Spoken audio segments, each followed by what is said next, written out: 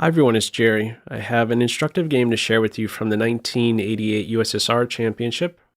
On the white end, Garry Kasparov playing against Vasyl Ivanchuk. 24-move game, not of an English. Very accurate game by Kasparov. With this one, we have a nice instructive fight over the center. To be a bit more exact, a nice fight over the e4 square. It's a 4 knights English, kingside fianchetto for Kasparov, both sides castle, and Ivanchuk plays e4.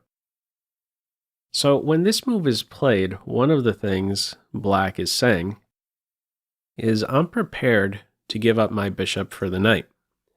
He may have already been saying this with the bishop's initial deployment to b4, but certainly here, playing e4, you have to be prepared to make this capture.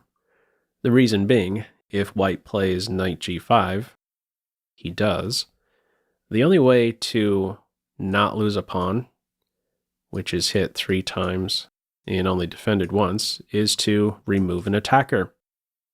And next, black will have to add a defender of e4. So that's what we have. Bishop takes knight. Kasparov follows the general rule, taking towards the center. This opens the b file. Possible coordination now between the queen-rook and king-bishop on b7. Rook e8 to defend e4.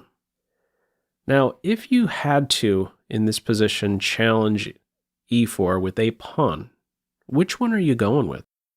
d3 or f3? Feel free to pause the video. Okay, in this game, it's f3. Computer doesn't care either way. Holds it around the same evaluation-wise. What would prompt a player to go with f3 over d3? Well, notice black's last move. It has left f7 a bit more sensitive. There's now only one defender. There's one attacker. And maybe, now that f3 is in, a second attacker might be there one day. Possible knight-rook coordination. This is one way you can maybe look at it. And another is to say, hey, I heard center pawns are a bit more valuable than flank pawns. That's the exchange we get. Flank pawn for center pawn. Now, before I go any further, I'd like to point out that you should not treat queen e7 and rook e8 in the same way in this position. There is a big difference between these two moves now. If you go with f3, you're already lost. Queen c5 check, and there goes your knight. All right, in this game it's rook e8, challenged with the f-pawn. E takes f, knight takes f, and now we can stare at this. A majority for white in the center. d5 is met with d4. The majority is immediately set into motion for white in this position. He's not taking on d5. Well, why isn't he maybe taking on d5? It helps black to develop a new piece. There isn't a wonderful discovery for white. This may be a bit appealing to play in this way. Some knight move attacking the queen, but she has options. There isn't a great follow-up for white in this position. In this one, it is simply d4. The bishop is ready to play. The follow-up now, knight e4. Knight e4 is not just about improving a piece, it's defensive in a way. Instead of knight to e4, if black takes on c4, white can pin the knight. Bit of an irritating position now for black. The pin could be resolved with h6, but this is a simple continuation. White can take on f6 and then play in the center. Beautiful 4th rank duo. e4 is poison in this position. Knight d2 would target the rook twice, and queen once. White would be winning after rook takes e4 here. Also note that white could be a pest, maintaining the pin, g5 to try and break it. There are sacrifices on g5. It's avoided altogether. The knight improves, and there is no pin. c3 is under fire. It's defended.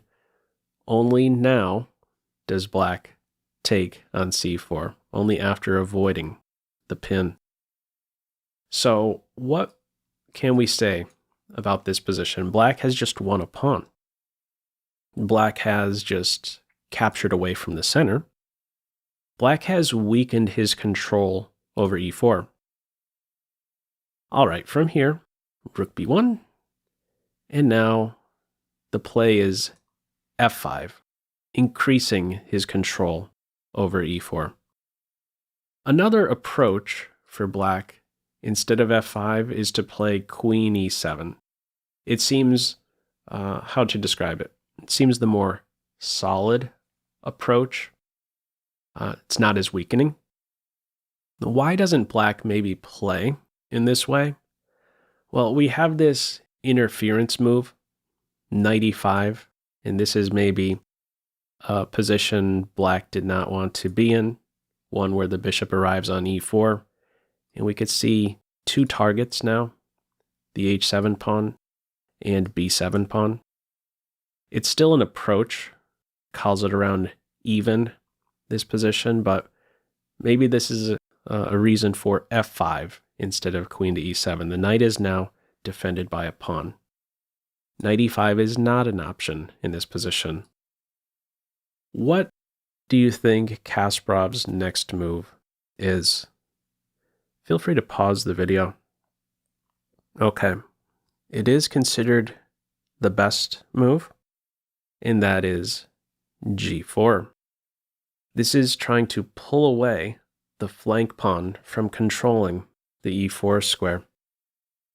Black does not bite on g4. In the game, it is queen e7. How can play continue if black takes on g4? Knight e5. Knight takes knight, bishop takes knight, and again, there are these 2 points that are under fire twice. Also, after knight e5, if the knight returns to d6, one continuation for white is to take on c6. You could take on c6 here. There's some compensation if we have bishop for knight or bishop for rook exchange, excuse me. But it even likes this move here, e4. It really emphasizes this nice center for white. The e-pawn already gets to roll. The e-pawn, by the way, is a passed pawn. Not a direction for black in this position. No taking away from the center here. Instead, he strengthens his control of e4. Now, the capture on f5, and up until this point, very accurate play by both sides. This position, though, for black, this is where he goes wrong. There's a blunder in this position. The move played, knight d6. What is considered best is the capture on f5. Now, why does black maybe not play in this way? What keeps black from capturing the f-pawn possibly? I believe it may have been knight g5. Some ending where white ends up with a very active rook. I'm going to put on a bunch of moves here that are really just all forcing moves, capturing moves. How does this look? Bishop g6, here are the captures I'm referring to, where we get straight into an ending, and this rook is really active. What do you do to defend this pawn? You have to make a completely defensive move, like rook to c8. Rook f2, if you try to reposition the knight. You give up control of b4, there's rook b4 to c4. I would not at all be surprised if this is a reason why black did not want to play bishop takes on f5. Seeing an endgame position like this where you are tethered to the defense of a pawn, where you have this very passive rook position, a very active white rook position. All right, in this game, it is knight d6. So what is black's intention? He has 2 points in mind. f5, hit twice, and also e2, hit twice. White, however, has a winning continuation after this move. I wonder if you can spot it. There's only one winning move. Feel free to pause the video. All right, in this game, it is knight g5. What's happening here? White's coordinating, you might say, with his furthest advanced pawn. e6 is a hole. Both sides have a pawn planted in the other's camp, f5 and c4, but the big difference between the two of these pawns is this pawn controls a hole. No holes here. This is a big problem. Not only is there coordination on e6, but the bishop has been unmasked. And who's stopping bishop d5? There's no stopping bishop d5. That's going to hit. And then we're going to be looking at the bishop on d5 coordinating with the knight on g5 on these squares f7 and e6.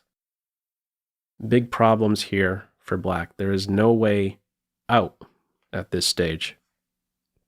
Also, f5 is defended twice because of this last move, so really a lot is happening here. What black plays now, queen takes e2. The check is thrown in. The king goes to the corner. If you try to go towards the center, you're really asking for trouble. Knight check. The king is forced to e7, and now there's a disconnect between the majors. Queen is a goner. All right, in this game it is king h8. Now we have queen takes queen, rook takes queen. Not too late to continue to develop bishop f4. The rooks are connected, and now there's ideas to take the knight, which is the key defender of f7, and then jump into f7. What's black going to do about this? In the game, knight d8 is played to defend f7. What other options does black have here? If black takes on f5, here's one continuation that will net white some material. We get to see this check, discovered check, and then knight takes knight, bishop takes pawn, and a piece will soon be won. Another continuation, very nice, one that leads to a very nice mate, is this one here. If black takes on f5 with the bishop, we can play bishop takes knight.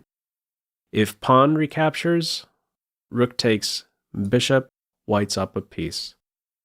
And if bishop takes rook, we would have a mate in 3. With knight f7 check, knight d8, discovered check, cutting off the rook from defending f8. And now pick your favorite, rook e8, king h8, the only legal moves. Both are met with rook f8, mate. So, in this game, it is knight d8. In comes bishop takes knight. At first glance, you may be saying, oh, white's removing a defender of c4 and is now going to capture on c4 and attack the rook. This is a way forward for white, still considered winning, but white has his eye on something more. There's a bigger prize here. There's a deficiency, you might say, with this underdeveloping move. This guy is now that much further off from being a contributor. It's not defending any of the kingside squares. It's no closer to defending any of the kingside squares. This is white's opportunity to now take over control of the only open file. Rook b to e1, rook exchange, and now black is facing a mate in one threat. It's as simple as that. It's defended with bishop d7, but the rook can still enter on the 7th. Bishop c6, and we are one move out from black resigning. Can you spot the very best move here? Final move? Feel free to pause the video. Okay, here we go. f6, and Ivanchuk resigns. What's going on? Well, if you push the pawn, well, first of all, white is threatening mate. Pawn takes pawn. It's over. What do you do about that? If you push the pawn or capture on f6, that opens up the 7th rank. Rook takes h7, checkmate. What other options are there here for black? Bishop takes bishop is really the only one to look at. It's going to be a mate in 3. With rook check, only move is to block. f7, and now what do you do here? If you don't take on f7 with the knight, pawn takes bishop promoting to a queen or rook will be mate. And if you do take the pawn, we would have the crowd favorite ending, knight takes knight, smothered mate. What did you think of this one? Anyhow, feel free, as usual, to leave any feedback to this video in the comment section below. I hope you enjoyed it. Maybe took a thing or two away. That's all for now. Take care. Bye.